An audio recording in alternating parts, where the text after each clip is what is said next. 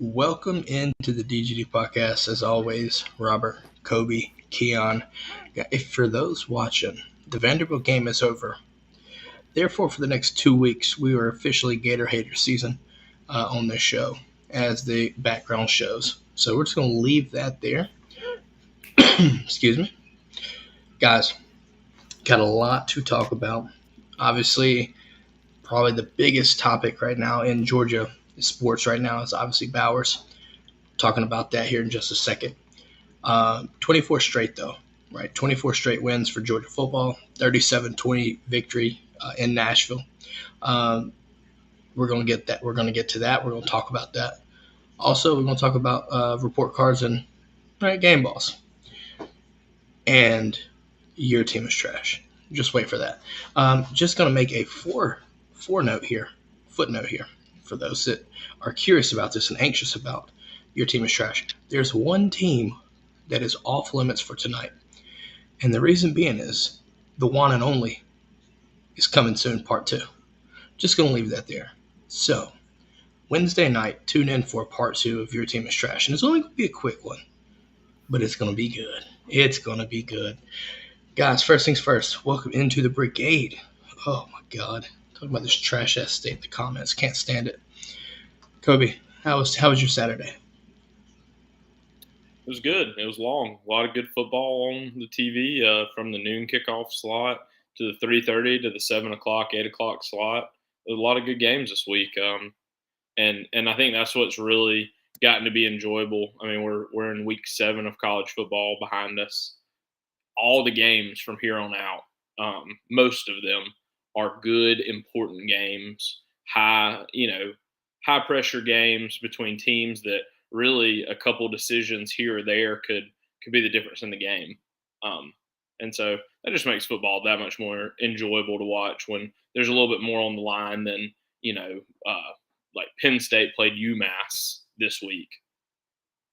Who cares? Big. There are some implications. We'll talk about that Wednesday, though. The blocks of the week clicked easy. I'm just going to leave that there. But no, Keon, how was your Saturday, sir? Pretty good. Watched a lot of good football. Tuned into the Dawgs, of course. Watched USC get their ass whooped. That was a good one. We're going to save that for later. Let it marinate. All right, let it marinate. First things first, guys, let's jump straight into this.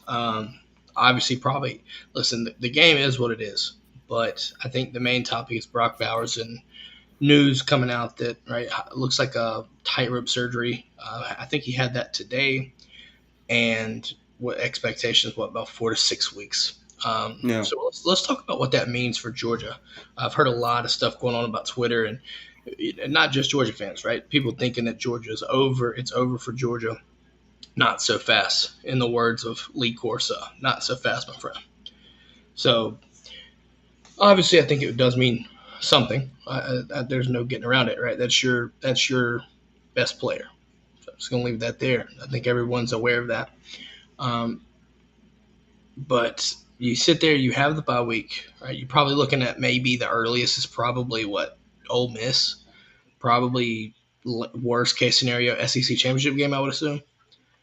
Kobe, have you ever had an ankle sprain like that or no? Yeah, I have. I haven't had to have tightrope surgery on it. I think that my thing is the fact that he had tightrope surgery means that he is going, like we've talked about, he is going to push his body to the limits to come back as quickly as possible. If it was one of those things like, hey, I'll just see you guys at the SEC championship, then I don't even think you would have necessarily had to have had tightrope surgery. I think there's enough time between now and the SEC championship that it would have healed on its own. This, to me, this surgery was one of those things where it's like, hey, we're going to kind of fire this thing off starting tomorrow with some rehab and see if we can't be back. Maybe you're right. Maybe you're not back. Was it Missouri right after Florida? But maybe you're back Tennessee week, which would be a really, really quick recovery.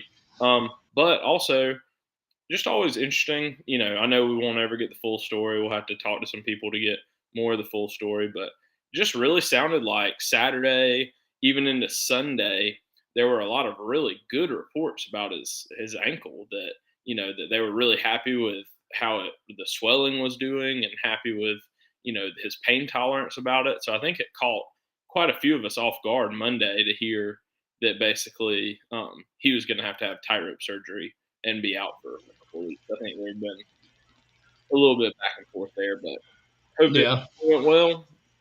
Speedy recovery. I hate it for him because the guy was really not, some people are going to say Heisman push. It's a quarterback award these days, but just like the records that he could have broken at the University of Georgia, the touchdown records, the receiving records. And obviously that didn't mean a hill of beans to him if you go out and win a third one, but it would have been cool to have seen him. I mean, I think we all thought that he could at least be 2 in all-time receiving yards. Definitely going to push. Yeah. Definitely was going to push for TE's records too. So, I mean, obviously, I think Georgia's got to overcome this. And I want to get to Keon in just a second, but I think it's worth noting that what we're about to see is looking forward into the future, because Bowers will be gone next year anyway. So we're going to see what Georgia looks like without Bowers, and I think what's going to happen is you're going to become an 11 personnel team, and I'm all for that, especially this year.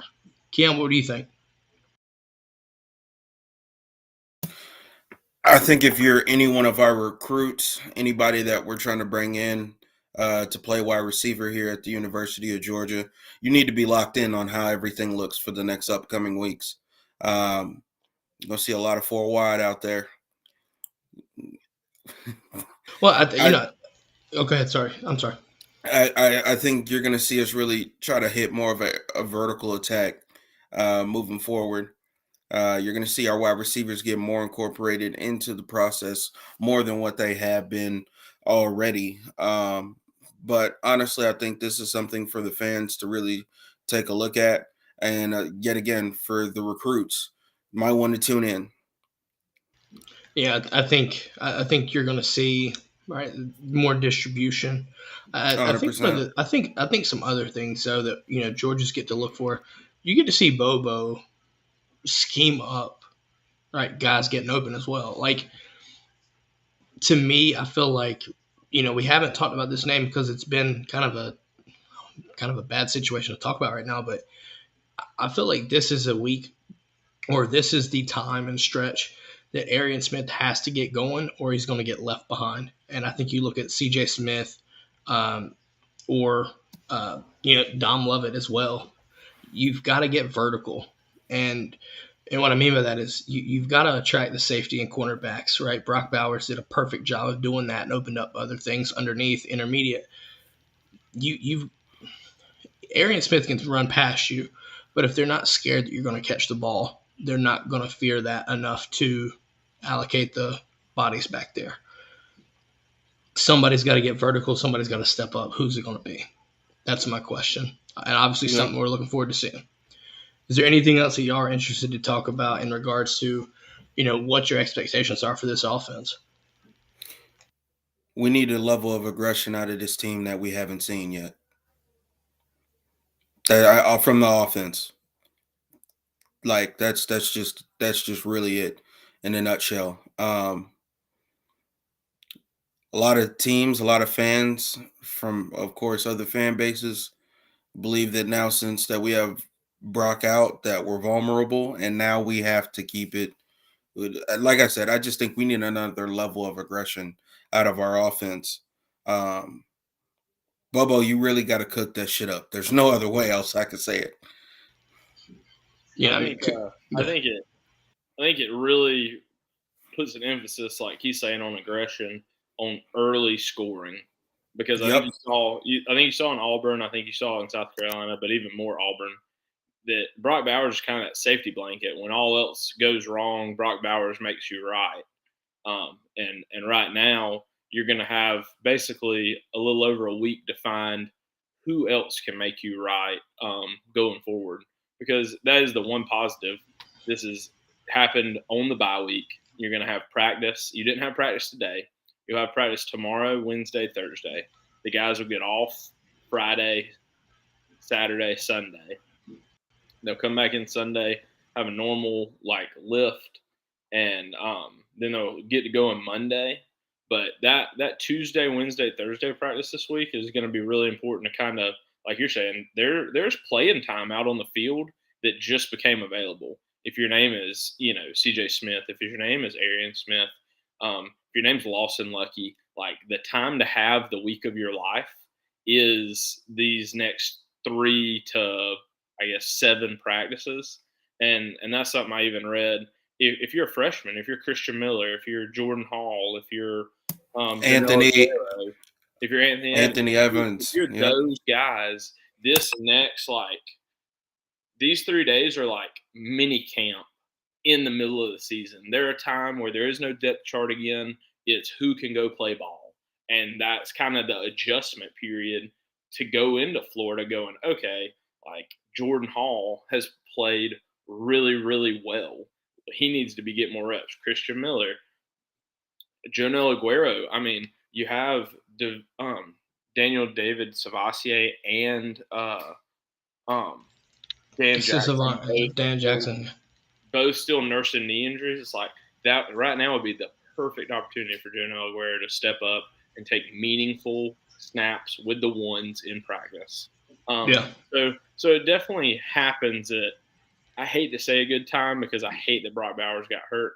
But if you're Georgia, if you're our coaching staff, if you're any of that, it's nice that you're going to get this 2 weeks of practice without Brock Bowers before you have to play a game versus didn't really know today, going to have to practice tomorrow kind of thing, where all of a sudden you only have 2 or 3 days to figure it out on the fly.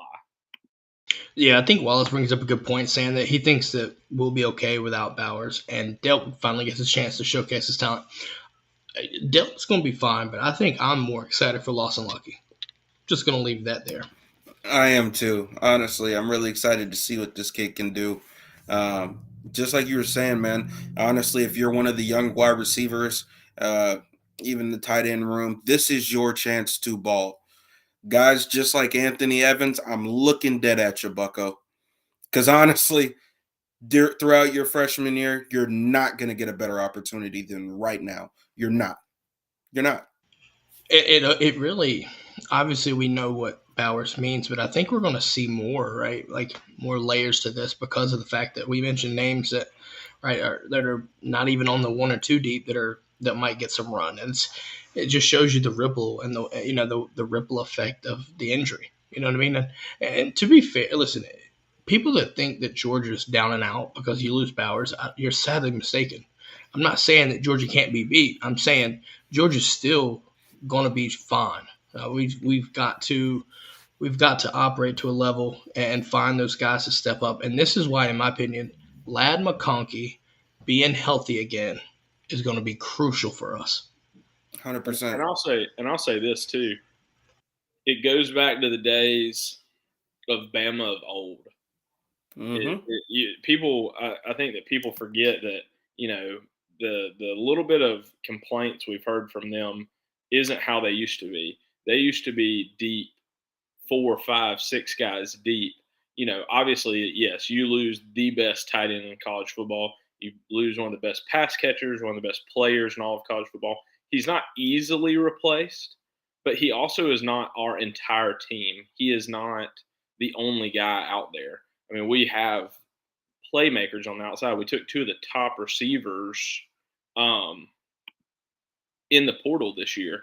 I mean, this is opportunity. If my name's Dom Lovett and I'm not happy with the amount of passes I've caught this year, the amount of touchdowns I've caught this year, the amount of yards I've gotten this year, any of that, here's a chance that you can go out there and you could possibly put up the kind of numbers over this next, like Florida, Missouri, Tennessee, Ole Miss stretch where you may not have to come back next year. I mean, that's just the truth. I'm excited to see how everything looks, honestly. Yet again, I think this opens, not only does it open us up in the passing game, I think it also opens us up in the running game as well. You know what, though? I think we haven't listed a name that I think could be a huge benefactor here. Dylan Bell. I think Dylan Bell extending the running game, being that extension of the running game with more receivers in the fold, I think could really be beneficial here. That's just my thoughts. I mean, you can still do a 21 personnel, but use whether it be Milton or Daijun, right? Use Milton and Daijun, or put Bell back there with a Milton / Daijun and kind of create some ripples there, right? From an offensive scheme standpoint, I think it'll be interesting to see what Bobo's got in the cookbook, if you will. Can't forget about Marcus Rosemy-Jacksaint. Oh, without a doubt. He just goes out and balls. Just basically catches anything that comes his way. Like, please don't let me jinx it, by the way. But yeah. But no, I think. Go ahead, Keith. Oh, I was just gonna say he just runs so aggressively. Yeah, he's really, to me, stepped up in a sense that, right, he's had that surefire, right? Like, you throw it, he's going to come down with it. You haven't really had that sense of concern with him. He's created enough separation and, yards after catch, even playing physical after the catch, something that I really enjoy seeing too. Because you're going to need it, because Brock Bowers did the same thing, just making guys miss and just bullying people around. So who's going to do that? So, that's just my thoughts. While we're on the subject of injuries, I think it's only fitting to also give a shout out. Xavier Truss goes down with a high ankle sprain as well in the game. Monroe Freeling comes in as a true freshman and plays. Oh, dude, played lights out, man. Played lights out, I thought. 100%. Just a great showing by him. A guy that really injuries and the way he practices has helped propel him to the depth chart. I would say that there's a solid chance that going into this week, right tackle will be an open position, but I would not be surprised at all to see Monroe Freeling come out and be your starting right tackle. Well, keep in mind, I think it's worth noting that Mims could be making a shot back into the Florida game. Not saying he will, but I'm saying there's a chance. We'll see. I read something the other day that said don't hold your breath about. No, that's like I said, I'm not holding my breath, but I think there's a chance. If he does play, then I think that does make it interesting, right? Because that right side just got solidified again, and obviously I think looking at Monroe Freeling now, you got a lot of game film for what it's worth. A lot of reps out there, a lot of film to look at and see what you need to work on and what you did well. So a lot of these guys that are getting reps with injuries and things like that, you're putting stuff on tape. And Kobe, you probably know this more than I do, but that is so crucial to get tape, especially in meaningful games and meaningful snaps. It's understated almost. It can't be, but it is. Most definite. Let's see. All right, so let's get into this. Let's kind of do a quick review here. Kind of one of these boring games. Georgia wins by 17, and everyone just freaks out, and everyone just loses their minds. Right? Oh my God! The run is over. The three-peat is over. Oh my God!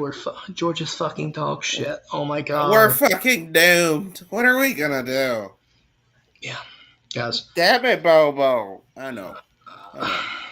I'll say this: if you limit turnovers, this game is again. It sounds to be something that we've said on the show multiple times now. But if you limit turnovers, the game looks completely different. It just does. Fumbles, that's a problem, right? I don't know what just happened, but like that fumble that Carson took on that third down, right? I want to say, was it Tate? Tate got beat inside and just got Tate got Carson lit up. I think it was Tate, maybe. I think. No, it was the right side. It came in from the right side, just popped him and dropped the ball. But then the tipped interception. Listen, he had one bad throw there.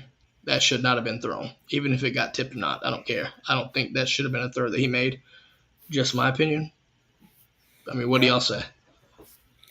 I mean, hey, man, that shit happens. Sometimes when you're trying to make a play, you have a defense who jumps out. You have somebody on the defense that jumps out and tries to stop it. So I'm not going to necessarily punish him for that. You know what, though? I will say, though, if y'all remember the UAB pick six, y'all remember that back 2 years ago, whatever it was. Mm-hmm. The effort that he made on that play to stop the defender at the one, like obviously you throw the pick, but the fact that he didn't give up on the play and laid out for the tackle ultimately, props to that. That's the effort that you want to see, for sure. I mean, obviously we ended up giving up a touchdown off of it. But at the same time, it's something you like to see. That I mean, people, we're in that group chat, and if you see this, and you're in our group chat as well, guys. Sometimes I gotta mute y'all on Saturdays. Boy, y'all are. I mean, the first touchdown, and it is like red flag. Is doomsday. Is red flag. Doomsday. Carson Beck ain't it. This team isn't it. We got so many things we have to fix. And I agree, we do have to fix things. I mean, turnovers have been a huge reason we have played games that have been much, much closer. And I also agree that at some point, if you're not careful, that may cost you. But if there's one thing I have learned about Kirby Smart, it is when the lights turn on and the lights are bright, the team does not show up. Yeah. I mean, it just doesn't happen. What the games that we sleep through are 11 o'clock against Vanderbilt, at Vanderbilt, and we're snoozing through. Like you're saying, a busted coverage, just one of probably the best catches I've seen all year that Shepard makes at the one. And then a pick that gets tipped, that gets returned to the one. I mean, I'm just not ready to lose it over those three things. Would I have liked to have seen us score some more sevens and not threes? Yes, but it's also college football. Yeah, I think that's another thing though. You mentioned sevens and not threes, and we hit 3 field goals. Now, for what it's worth, Woodring, did a good job connecting on those field goals. But also, I have to keep it a buck, man. We need to score, especially against those guys, right? Because if you don't, obviously, like you said, Kobe, when the lights are on and the pressure's on, right? You see this team step up. But at the same time, I want to see that consistency because as a fan, I have to say that the consistency eases my thoughts. It just does. Yeah. Right? In a perfect world, it does. But at the same time, you did play most of the game without Bowers, so you're adjusting and adapting. And you still got a 17-point dub. Use your thoughts. the route that Dom Lovett ran. Oh, because that was a true Bobo, like, we got to have it score kind of play. It felt like an A.D. Mitchell type play if a route. Yeah. Felt like an A.D. Mitchell route. I swear to God it did. I mean, it felt like Buddy over on the other side had never played football before. Well, because he ran him in motion, and he runs him in motion and then comes – as soon as the snap, he just tore that DB up. Hides behind the slot receiver. He runs in motion and plants behind the slot receiver. And then when he reappears, he's going the other way. Wide open. A beautiful play call. Oh, 100%. 100%. Got to scheme your guys open. You know what else? You know what, though? I'll say this. I was extremely happy to watch our ground game take into effect. Man. We were really killing it. Shout-outs to Kendall Milton. No, hell no. Well, fair. But Daijun, man, that's my dude. Daijun went crazy. Daijun went crazy. Kendall went crazy. Everybody that we had, honestly. I mean, Keon, I'm gonna do a quick shout out to Daijun the dude. You know, same thing as Devin the dude, but not really. Yeah, a little bit. See what I did there? See what I did there? What a job it is. I'm telling you. But no, you had the death march. Hell, Cash Jones even had a nice run to seal the deal, right? I just knew that man was about to run for a touchdown. I was like, oh, he's got this. And then he got caught. And I was like, damn, that means we're nil. Right. I was like, I mean, I'd love to go up 24. I mean, listen, for what it's worth, the spreads, right? I think let's jump into this. Let's try to talk this. Ain't no reason to take Georgia in the points on about any cup. Well, I wouldn't say cupcake game, but like sleep filling game. Like, just don't do it this season. Just don't. Now, when it comes to the back half, and you got Florida and you've got Tennessee and all this, we'll see. But like Vanderbilt, all these other ones, and if you've bet Georgia in the points, man, you are oof. We're just not. Our head coach is just not built that way. We're gonna accidentally score 55. We're not gonna purposefully score 55. You know, you're not gonna be like Penn State this weekend against UMass and score 70. Like, Kirby's not jogging anybody out there. Well, if you remember in the championship game when Branson ran it in for the touchdown against TCU, Beck just looks over to the sidelines like.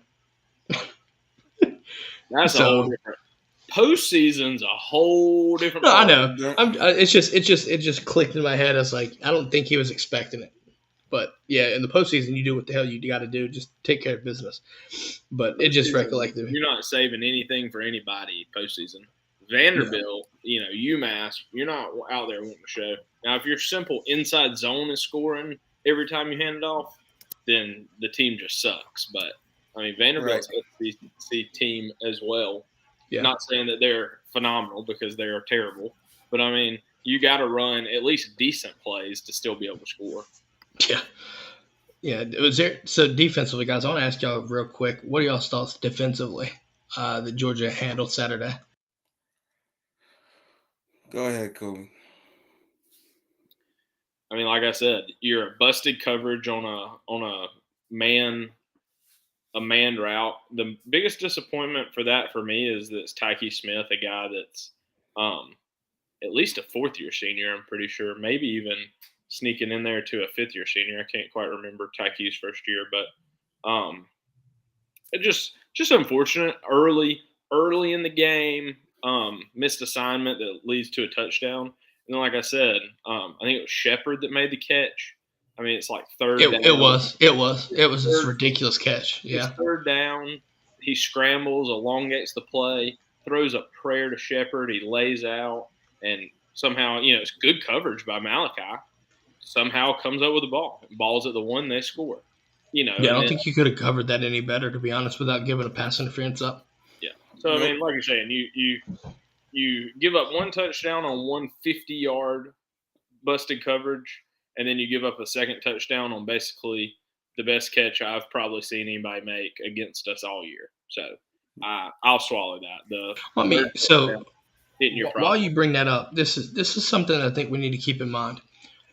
So Georgia held Vanderbilt to 219 total yards, 201 of that came in the air. 18 total rushing yards. When we thought the Russian defense needed to step up, and we felt like that was kind of an issue, right? Trying to get pressure to the quarterback and stopping the run. Yeah, there's no such thing as that. They literally just halted the ground game. There was no movement. I think you've got to continue to do performances like that. Yeah, I do think overall, yet again, that play by Tyke, got to be at the right place, man. I mean, right place, right time kind of situation. Yeah, again, I'm not going to kill him for that, but he's leading our team in interceptions. I think he's We got like I think 4, right? Yeah, 4. Yeah, but He's leading the NCAA or tied or something like that. I think. Yeah, tied. Yeah, something. Yeah, I think it's like tied for second place because I think first place has 5. Yeah, but overall, yeah, shit happens, man. I'd rather you make that mistake versus Vandy than versus Florida versus Tyke Smith Thorpe Award. Let's go. 100%. Let's do that. I'm fine with that. Let's write it down. Do with that. Let's see here. So I think Wallace has a good overall summary. It says at the end of the day, the game's won in the fourth quarter, and as long as we get the win, that's all that matters. I agree. I think obviously losing Bowers is really going to sting. You try to come out of games like this, scot-free, but that obviously was not the case. You lose Truss, you lose Bowers. We'll see how long Truss is out too. I think he had another ankle sprain. Like if you go back and watch the tackling, dude, it wasn't even trying to wrap up. They were just rolling like alligator rolling. Huh. If you seriously, that shit will tear your shit up if you're not careful. Yep. But because that's what happened to Bowers, and just people going low, which obviously it is what it is. But you're not even trying to form tackle. You just roll into them and take their knees out. Plus the field is shitty. Well, yeah, the turf ain't helping either. Yeah. Yeah. Speaking of, what a shithole stadium. God. Dude, the TV copy of that was fucking terrible. I knew that it was going to be shitty going in, but I didn't think that the cameramen would need to wear hard hats and that they needed to strap down the scoreboard. No, we knew that was good. We knew that the scoreboard, we knew that was from week 0. Yeah. After watching, I'm really surprised that they didn't look for a temporary home to play games this year. Talk to the Titans or somebody and play somewhere else because at this point, that's almost embarrassing as a conference to have to go in there to a construction zone with your fans. Didn't Arkansas do that shit back in the day too, though? Don't care. I'm talking about right now in the world of this is the best conference in the world, and you're rolling fans in there, and like you're saying, you have cameramans and hard hats, and you have you're floating a screen. It's like you either need to plan better, or you should have gone, man, we need to find a place to play next year. It just tells you they don't give a shit about the football program, dude. They're unserious as hell about that. Yeah. I mean, you think about it. You look at Kentucky, Mississippi State. Those are two of the teams, and you can see the money being invested into it, right? Kroger Field, from a TV perspective, looks legit. So the fact that Vanderbilt pulled that shit, man, I'm not surprised because it's just Vanderbilt. I'm not surprised at all. But it's a disgrace to me. But let it be their basketball program, and Jerry Stackhouse would have found a whole nother place for them to play. Yeah. Shout outs to Jerry Stackhouse. Love him. Mavericks, man. Fucking Kinston ass. Yeah. Damn. But any final thoughts on that, on the takeaways from the game before we jump into our report cards and game balls? Nah, fuck Vandy. Keep the GPA up. Let's do it. I'm glad we didn't have the debate stage, so yeah, you're right. We probably would have lost. Well, I got to do this first, guys. Let's go over the over-unders from this week. Shit. Pulling it back up. All right. So Carson Beck over under 363 passing yards. Carson Beck 3.5 passing touchdowns. Marcus Rosemead, Jack Saint 71 receiving yards. Brock Bowers 1.5 receiving touchdowns. Kendall Milton 65 rush yards. Defense 1.5 interceptions, and Vanderbilt 80 total rushing yards. Yeah, before we pull it up, I don't know if y'all kept up with it like that, but y'all want to take a guess on what your record was? Oh, mine is so shitty, bro. But I know that Kendall Milton one hit. I know that one hit. It didn't hit. It didn't hit?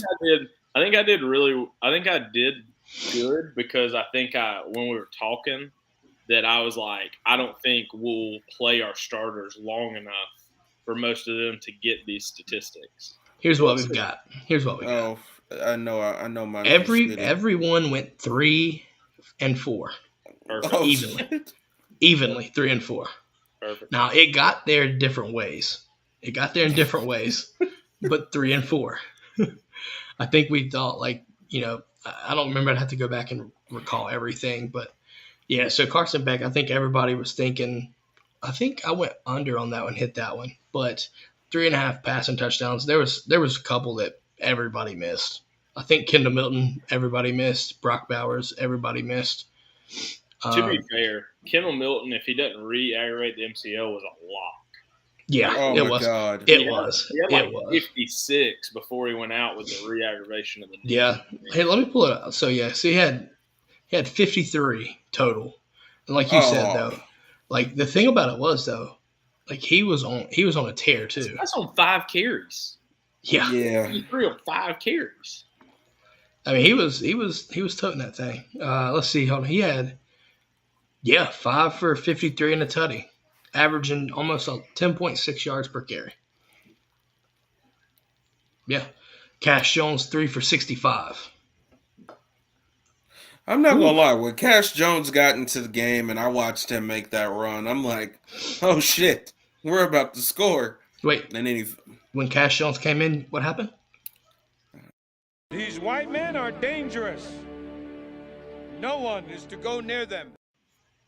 That was the vibe. Just proving my point. Man, just going to leave that there. But in all seriousness, it was the Daijun Death March that really sold me. I was happy for that. Oh, man. 3 and 4. Any takeaways on this, guys? What surprised you the most? I think for me, what surprised me was to some degree, right, we didn't expect it until it happened, but the Brock Bowers situation. But Marcus Rosemead Jack Saint's got to be the most shocking one. Yeah, you're not wrong at all. 8 yards is just that's unbelievable. Let me see. Hold on. Let me pull this up. She had 1 catch for 8 yards. Yeah. So, the thing about it is you dispersed it evenly to some degree. So you had Dominic Lovett finally got in the touchdown, finally got in the end zone, obviously. 9 receptions, 72 yards, averaged 8 per catch. Ladd went 4 for 58. Oscar went 2 for 32. Ra 2 for 26. Brock went 4 for 22. So we didn't even use Brock that much before he went down. And still kind of evened it out. We also had 2 for 21 rushing as well. So Bowers had 2 rushes for 21 yards. So he had like 40-some total yards. So it wasn't terrible, but I obviously went down before the half. So it could have been a different situation. It wasn't a big passing game. I mean, you almost had 300 on the ground. No, I think he had 290, 291. 291, yeah. 291. And then you had 261 in the air. So Carson did his thing for what it's worth. Run the ball was where it was at, though. So hand that shit off one more time. That's definitely 300 yards. Shit, at that rate, yeah. At that rate, I agree. Let's do this. So we talked about the over-unders. Now let's talk about these report cards and the game ball. So let's start with the report cards. Oh, man. Hope y'all ready for this. I'm always ready for this. You are? Oh, okay. Yeah. Go for it.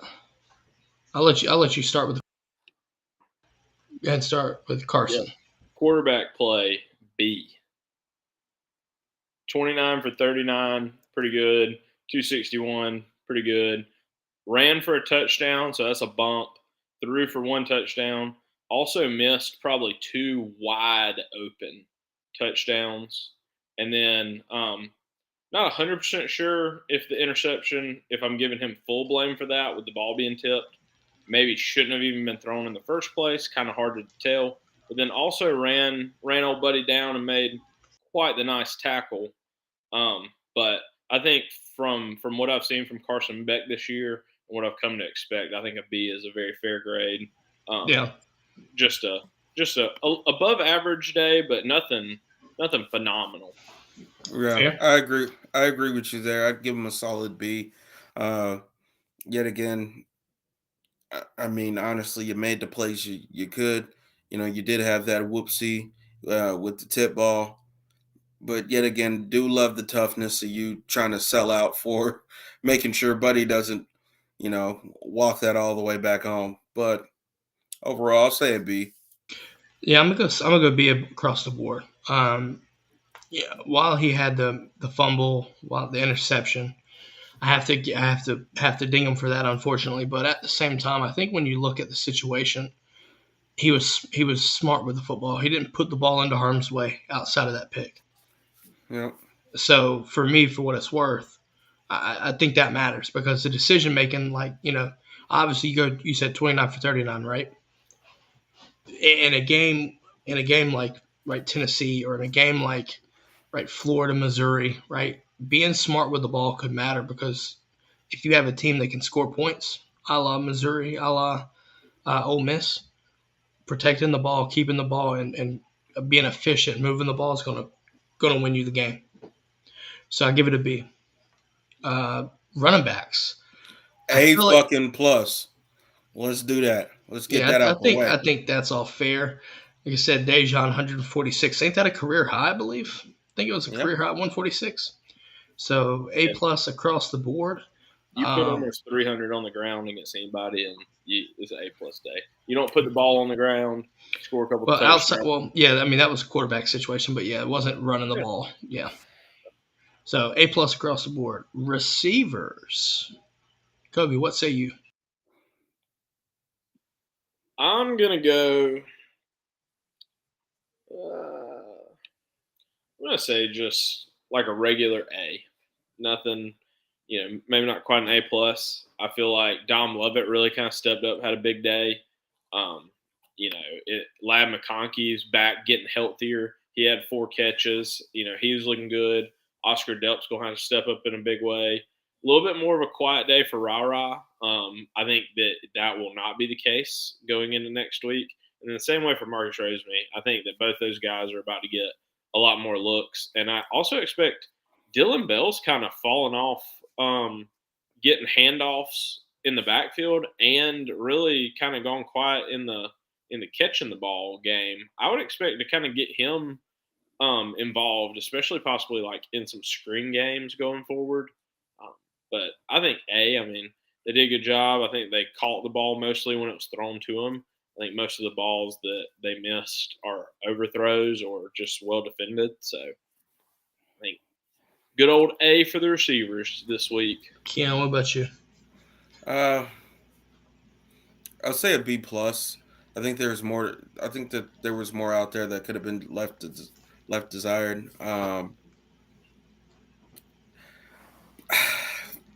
I do think Ra is going to have a good week coming up. Yet again, when it comes to us playing Florida, but outside of that, I'll say a solid B plus. I'm gonna go right in the middle, say A minus. For over a half, we saw life without Brock Bowers. We moved the ball, right? We had guys making catches, obviously 10 incompletions. But at the same time, I think the reason why I'm not giving it a solid A is because I feel like we need to see more from specific folks. Yep. At the same time, I also keep in mind, I understand that you ran for 300. So the ground game was super effective. Sometimes you have to pull away from the pass game to, if the run game is that successful. So I'm not going to hold it against them too much. I'm going to go A minus. I left a little bit to be desired to get me to the A grade, but I think A minus is sufficient for me. Yep. I think this is going to be interesting, man. Tight ends. Obviously, Bowers goes out before the half. What's our grades looking like? I'm still saying an A at the Yeah. end of it all. I mean, Like, the hard thing is Bowers goes out, but I mean, he does what he does when he's in. I mean, like you said, he caught the ball 4 times, he ran the ball, he had 45 yards roughly of total offense. Oscar Delp had 2 catches for 32 yards. You know, I feel like I'm gonna go just like you're saying, like an A minus. I feel like they obviously weren't as involved, so it's hard to say that they had this great impact on the game. But I would say going forward, we're not going to get away from the tight end being an intricate part in this offense. I Yeah, think Delp's target load is about to go way up, or vice versa. Lawson Lucky's target load. it could split too. I think both of those guys carry interesting facets to the game. They're different guys. And maybe it's interesting to note that you might see Pierce Sperlin, maybe not as much. I do think you see Delp and Lucky predominantly, but I think it's worth noting too that you might see Pierce Sperlin. And to me, Pierce and Delp are your legitimate receiver tight ends, right? Receiving tight ends. I think Lawson Lucky's built to be inline guy, but he's more than capable to go out and catch passes too. So do not get that twisted when I say that. So there's a lot to be excited about in this room, obviously with Bowers being out. But yeah, I'm going. I think I'm gonna go with you and say A minus as well.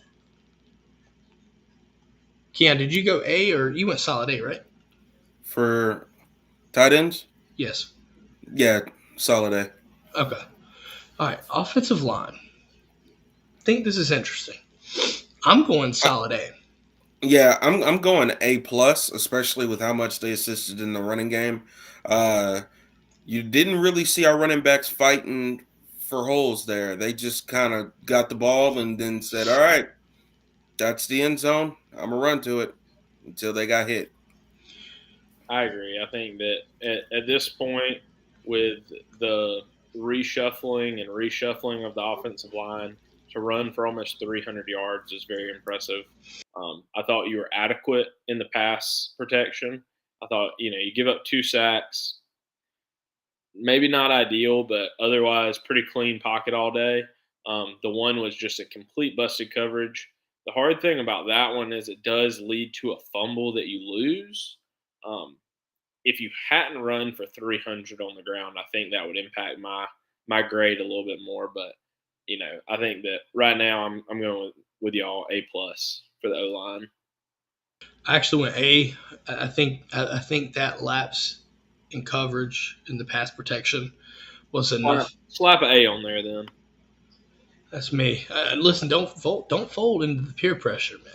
Don't do it. I mean, you heard me say that I didn't like the. I mean, it's just a bad sack at some point. Anytime you give up a sack fumble, that's a pretty big bust. So. Well, also, I think the problem was it was on third down in their territory. So I think the context of that whole situation probably made it worse than what it really was too. Just made it amplified. But also, listen, yes, I got a solid A there, but the fact that Freeland came in, played as well as he did, the rotation you talked about, the aggression on the offensive line, right, from creating all the running holes and stuff like that. Listen, it's a solid A for me, almost A plus. Like it's teetering A plus, but I think the problem was that coverage that was terrible to me. If it was the timing of it was worse to me than most. You know what I mean? I think the timing is what really kind of upset me slightly because you're moving the ball.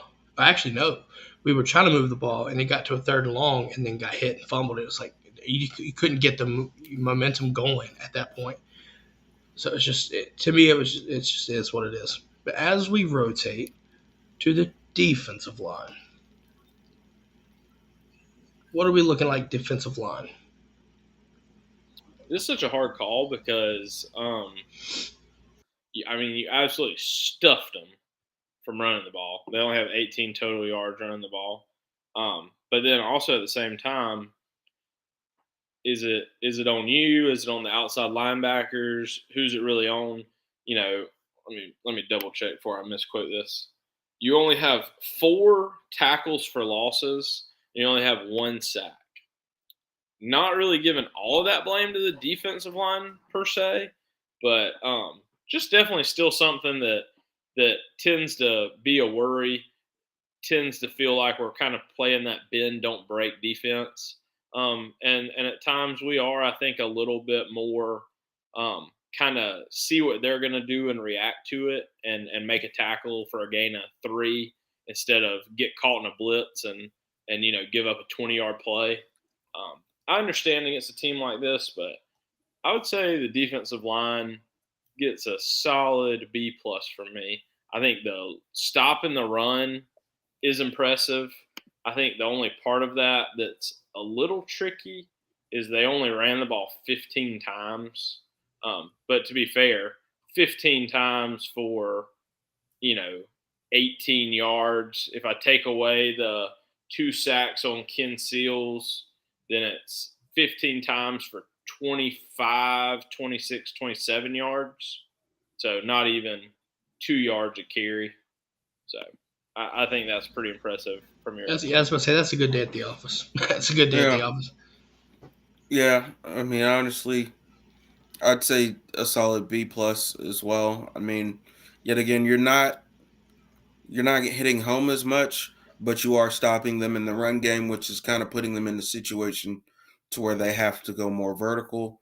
You got guys playing alignment and assignment, so they're hat on a hat. So I'll walk away with it with the B plus. I think that's 3 across the board. Linebackers, guys, how we feeling? Again, I think that we're in that similar place. It's just hard for me because they basically have, like you're saying, we have a play that's a busted coverage that's not on the linebackers that score 1 touchdown.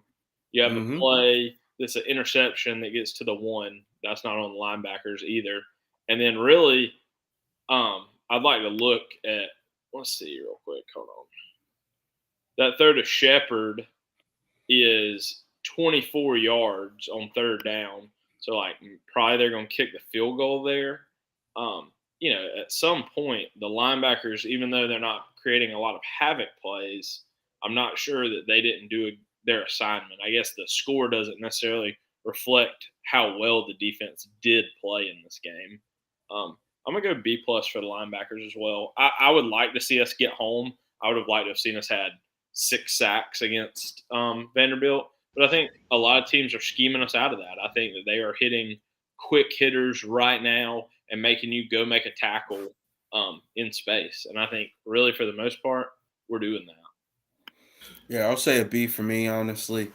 Yet again, would love to see more of our guys being more of an attacking style from the linebacker position, being able to hit home. But you are seeing them kind of like fill space and occupy space. There's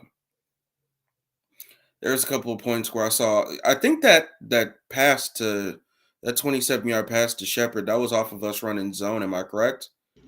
Well, I think that's another thing which we're about to talk about in just a second, but I'm gonna save that. I want to save that.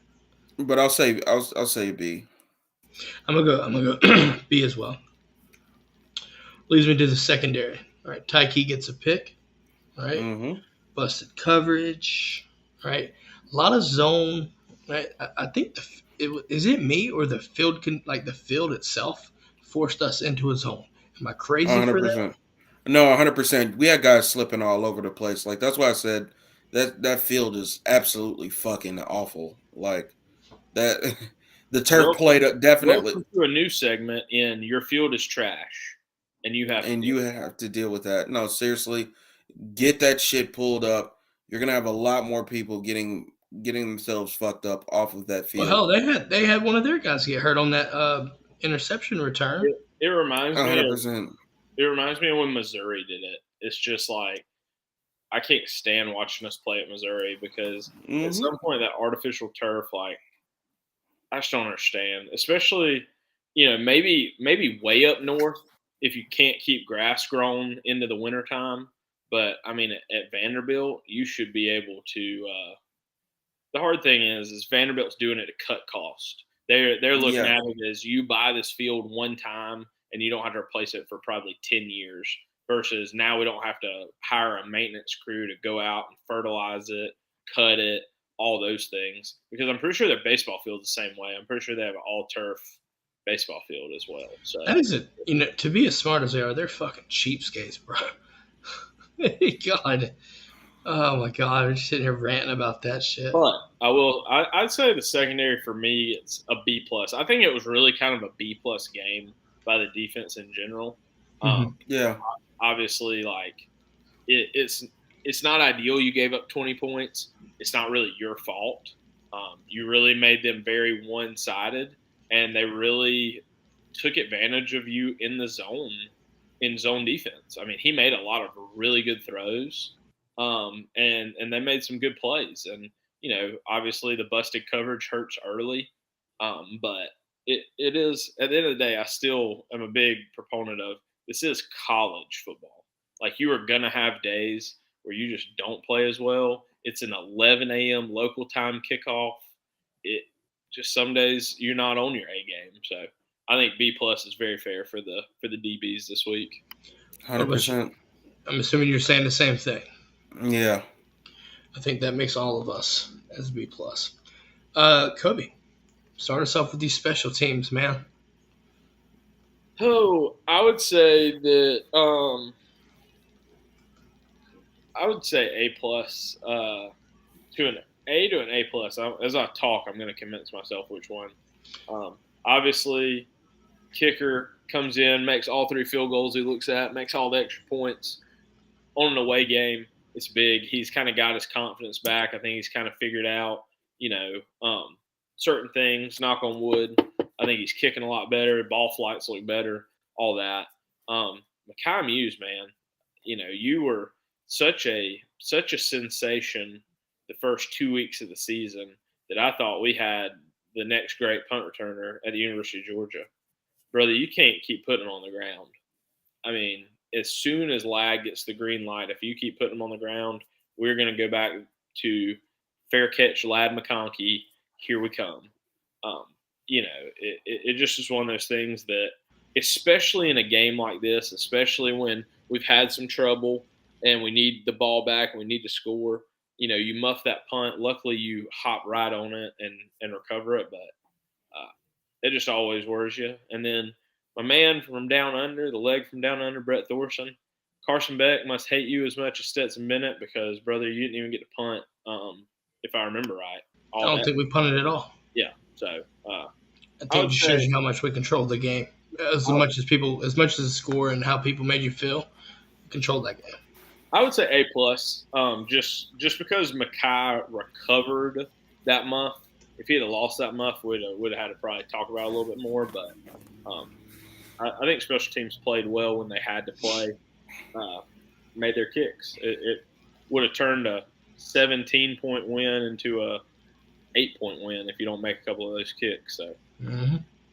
Hey, Woodring, you're doing the damn thing. I'm loving it. My fantasy team is loving it. Still undefeated, even though Brock Bowers got hurt. Yet again, rest up, Brock. I can't complain, honestly. A plus. Keep making them. You know what? I'm going to bring this back up because when I made my prediction that Woodring was going to win that starting job, got a lot of flack for that. Yeah, I can't believe you did. Don't know who argued with you. But, I'd still argue with you right now if you really wanted to, but yeah. And for what it's worth, I think he's found a stride. I'll leave it there. Still interested. I'm still interested in why Zirkle ain't starting kicking. I know he's doing the kickoff specialist stuff, but yeah. But I'm going A plus as well. I mean, you nailed your kicks in a road environment. Well, I say road environment. It's a home game on the road. Let's be honest. It's louder in the indoor facility when you're kicking than it was for him. I think the loudest.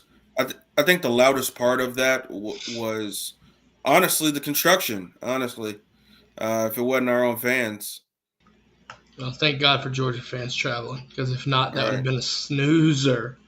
God, that would have been a snoozer. Game balls. Game balls. One offense, one defense, special teams. Keon, I'm gonna give my one game ball for the offense to the running back room. Um, y'all can cut that thing into 3 pieces, I four can't do pieces. that. It's cheating. It's cheating. If you I ain't gotta give cheating, it you ain't to trying. But you gotta one I specific. okay. I was gonna say you could give it to the offensive line. Honestly, game ball goes to SVP. 6 yards. That's a good point.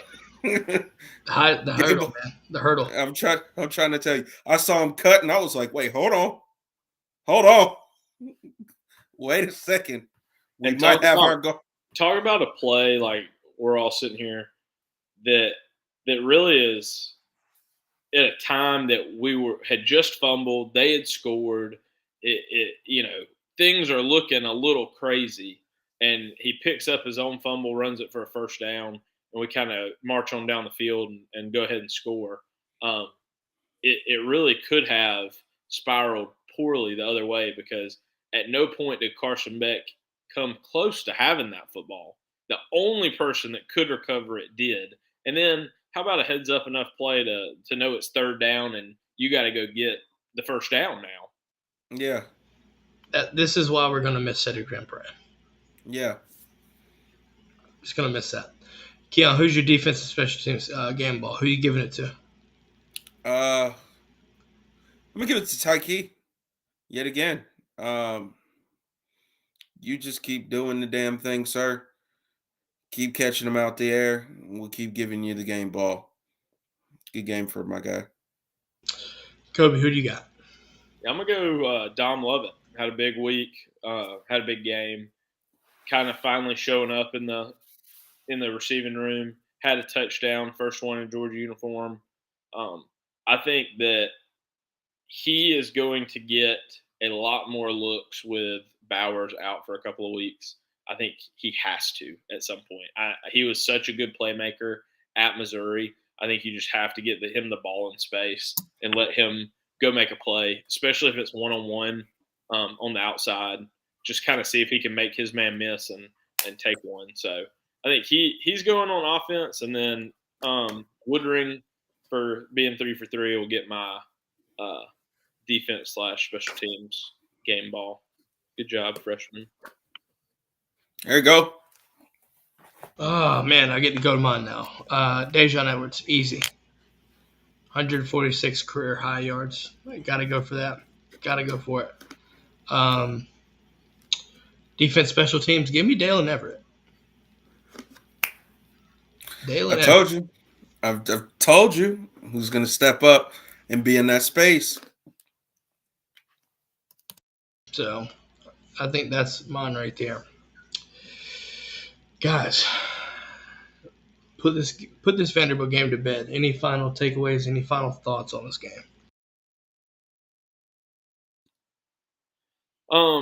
If you're Clark Lee, I would get out of town because I think their head coach is a good coach, probably as good of a coach as they've had in a while, and just at some point, Vanderbilt is where coaches go to die. I don't think they'll ever be fucking serious about football. I just don't think they can be. To be fair to them, at some point, it just has been.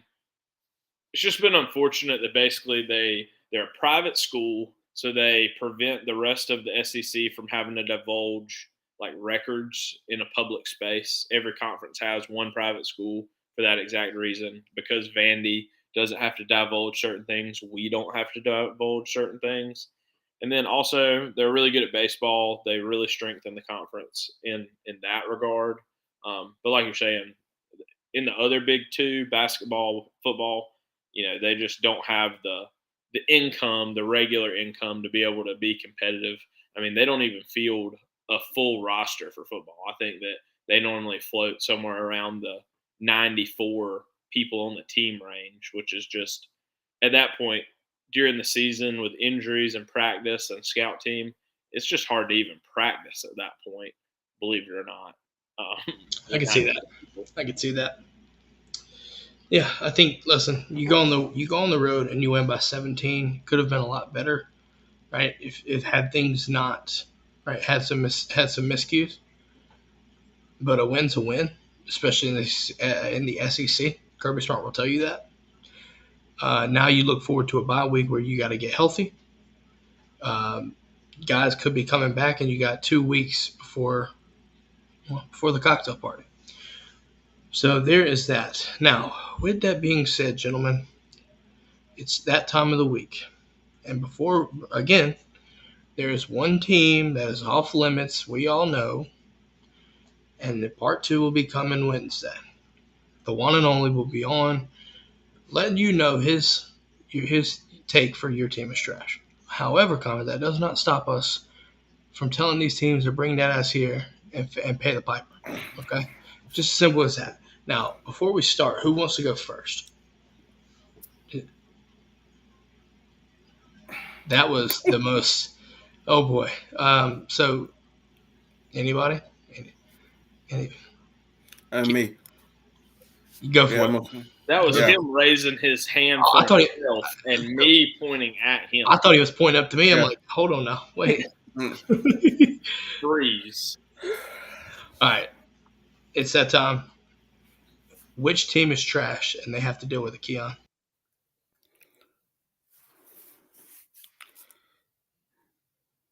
The University of Miami.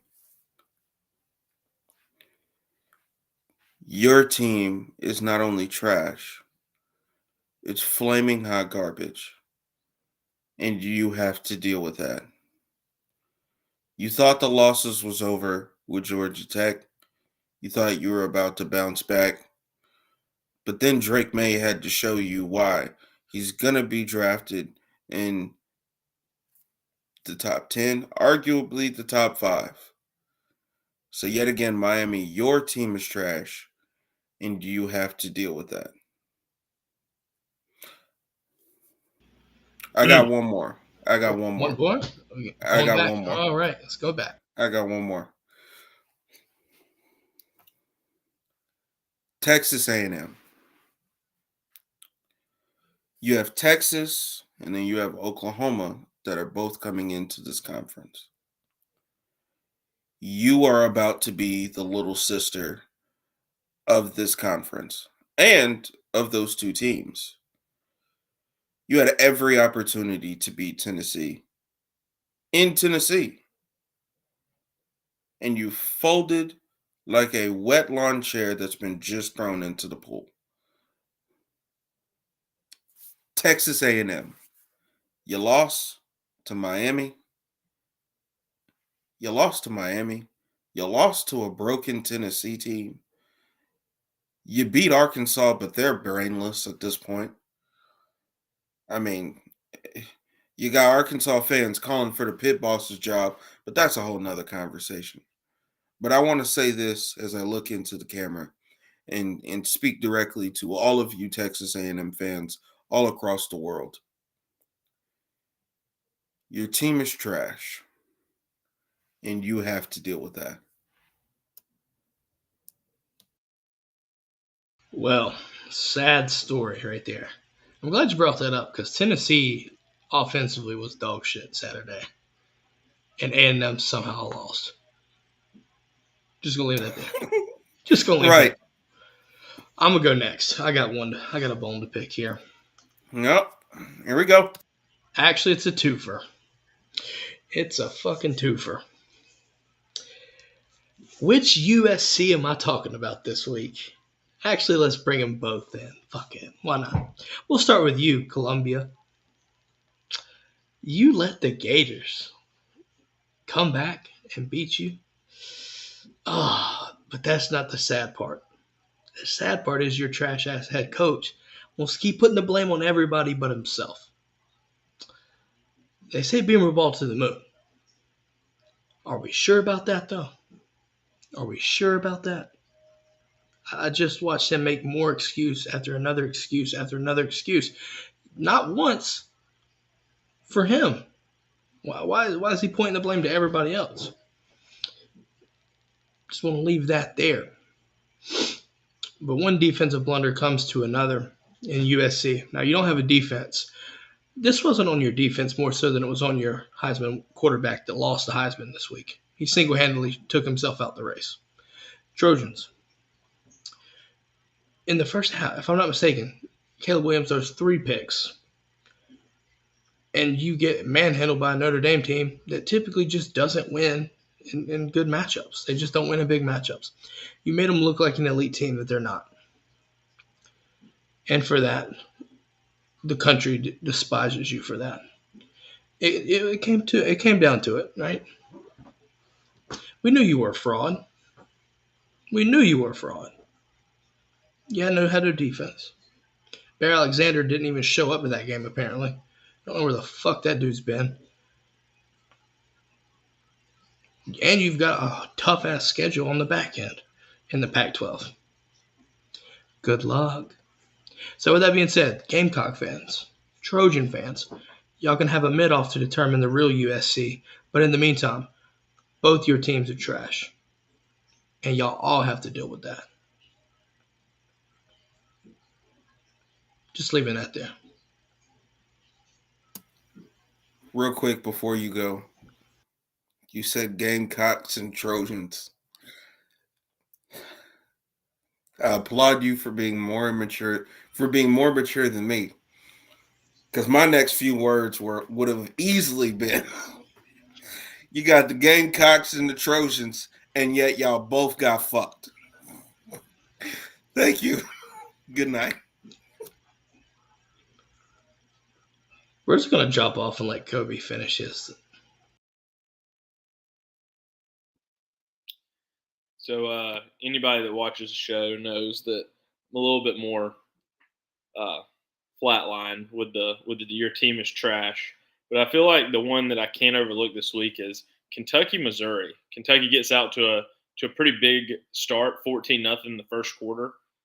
Missouri goes on to score 17 unanswered, and then Kentucky scores one more touchdown, but then goes on to give up 21 more points before the end of the game.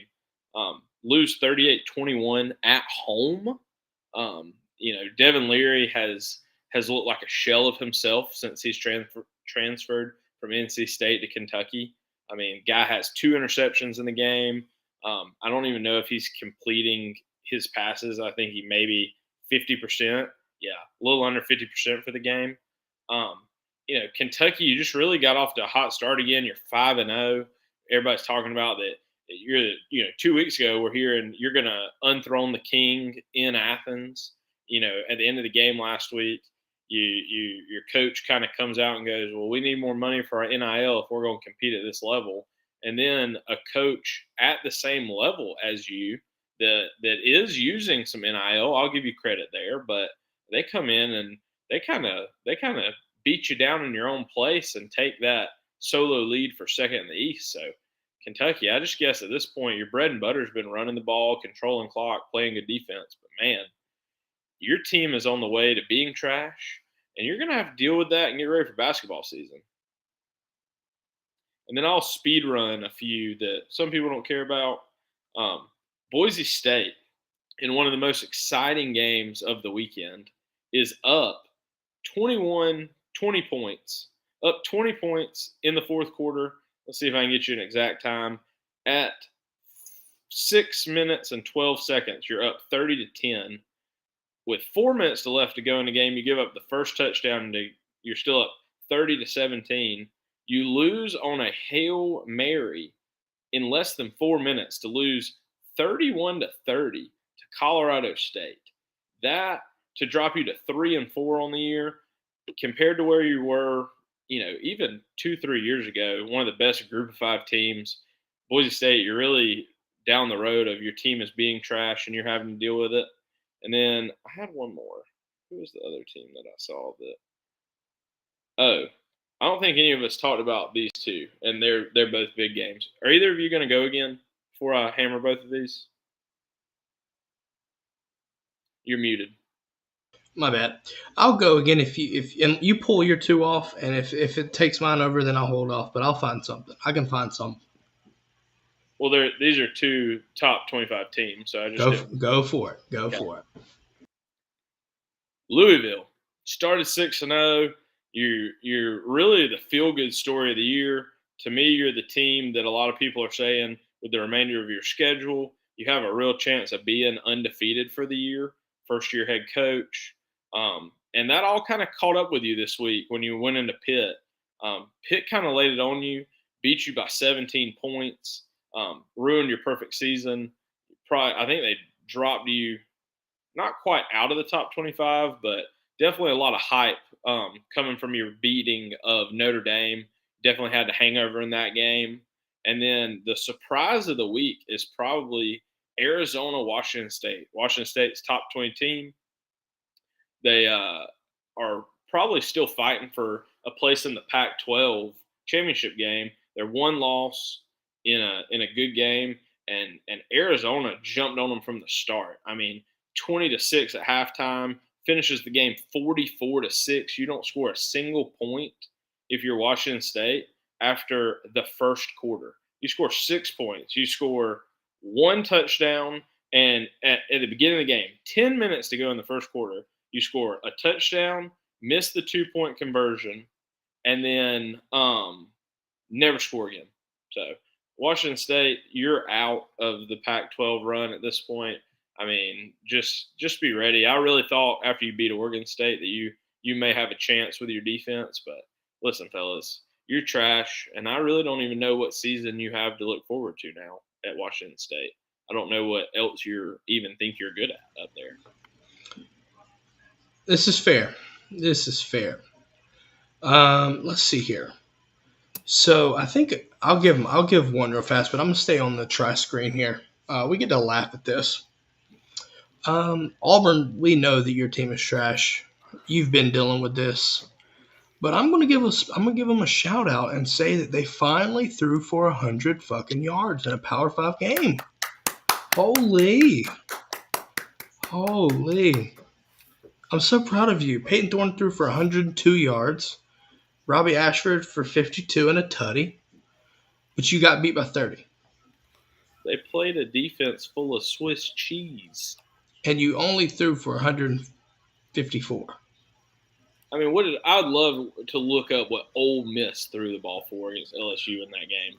I bet it was like 600-something yards. Let me pull it up. Hold on, I'll pull it up. Probably 3 or 4 times that. Yeah. Ole Miss threw for 389, 4 touchdowns. Jackson Dart did. Bleep. Yeah, there's another one there. Let's see if there's any more, guys. Let's see. You talked about Louisville, Washington State, Oregon. Guys, just kick the fucking field goal, man. Take the points and you come out of there with a dub. Come on. Listen, your team's not trash. That decision-making was trash. Guys, you had to win if you just take the points, because what irked me so much was them trying to go for it right before half, getting the ball back at the break, right? And you don't get any points. It changes the game at that point. It changes the game. It just does. I don't know how other way to put it either, though. And my thing is I understand that call for one of those 2 drives. If right before half, to me, right before half, you kick the field goal. You take the points before the half. It's no. You just don't know what could possibly happen. It's just like, to me, Georgia, Oklahoma. You kick that long field goal before the half to and then you just kind of see how the second half rolls out. Then I understand if they drive the length of the field again and go for it on 4th down, then fine. But you're right. To basically have the ball twice within 6 minutes of each other and get all the way down to inside the 15 twice and come away with 0 points, it just is one of those things that in high games that are going to be close, you always take the points and kind of see where it falls later. Yeah, I want to do one more. I don't think we talked about Wisconsin, did we? Oh, man. Wisconsin, you let Iowa beat you, and they scored 15 points. Now, to be fair, your quarterback went out with a broken hand. But, dude, you can't score more than 6 points against Iowa? No, Yikes. they suck. Oof. Oof. Oof. Wake Forest got killed by Virginia Tech. Mm. Mm-mm-mm. Maryland lost to Illinois? What? I thought that team was looking good. Oklahoma State beat Kansas. Did UMass even fucking show up? No. No, they did not. Let's see. UNC Charlotte got beat by Navy. Yeah. Other than that, though, any final thoughts before we wrap this thing up? Nope, I just typed my final thoughts, so I think I'm good. There we go. Agreed. There we go. Guys, we're going to wrap this thing up Trojan style, right? That's Keon. Probably get him laughing here. See what you did there. Listen, life without Brock Bowers starts now. We'll make it. I mean, listen, Georgia's going to be fine. I have faith in that. Absolutely. I have faith in that. We smacking Florida. We smacking Florida with or without Brock Bowers. Honestly, I don't. Fuck them. Graham Cracker Mertz. Misdemeanor Mertz. Oh, sorry. Excuse me. Misdemeanor. Well, it depends on who you ask because he was a felony against South Carolina. He torched their ass. Ain't nothing felonious about that, man. That is a misdemeanor Mertz. There you go. Guys, we're going to wrap this thing up and get off here for the night. We will catch y'all Wednesday. Stay tuned because we got a part 2. Keep in mind, part 2, your team is trash. It's going to be a brief 100%. One. It's going to be a good one. I tell you now, it's going to be good. Guys, have a great night. Everyone else, have a great night. Make sure to like, follow, subscribe wherever you're watching. 100%. Review it if you're listening. Do us a favor there. With that being said, it feels good to be 24 straight wins, don't it? 100%. Dogs Go on Dogs top. and Dogs on top. Dogs on top. Gentlemen, y'all have a good night. We will catch y'all next time. Hell yeah. Go Dogs.